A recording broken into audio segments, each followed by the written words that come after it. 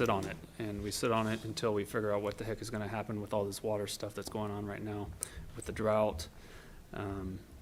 If we're going to lose all this water, 75% of our water, or whatever it is now, 51%, like, how much is it now?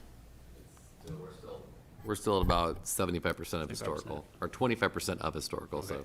they're allocated amount. So if we don't have to spend it right now, just my opinion, I think we should hold on to it and see what happens with all this water stuff. If anyone has a bill like mine of over $600, it's going to hurt the entirety of Coalinga.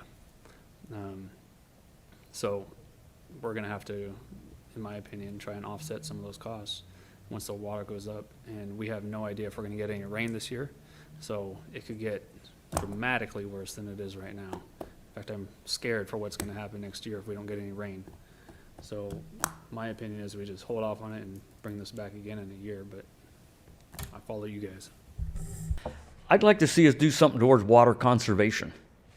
You know, my house was 12 years old. Everything looks good until I went out and measured the water coming out of my sprinkler heads and found out some of them were putting out twice the water in one area as another. So I went and bought a bunch of $3 sprinklers, and that made a drop in my water usage. Because you get one of them that's spraying off or it's worn out, the orifice has gotten a lot larger. Toilets. I went and checked into my toilets, and I've got some of them that the water, while the tank's filling up, it's running down the sewer line the whole time. I just pulled a little 1/4-inch line and stuck it on the other side. How much could we do to conserve water? And I'm thinking, well, like with city property, with sprinkler heads.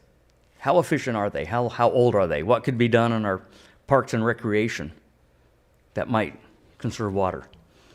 Another idea, and I know it's expensive to drill a water well, is in excess of $600,000. If you drill one out 14,000 feet, a few miles that direction. But we've got our schools, the college, the sports park, all there together. Is there a water that couldn't be used for drinking water that would be adequate for the lawn with all those areas that are right together? Is there another water source and we could pull them off of our other? I don't think you could use affluent water on a playground, but possibly a water well or something else that would help shorten what we use coming off what we get from the state. Yeah. But I'm real big on conservation, and again, I've got to do something with this running down a gutter all night.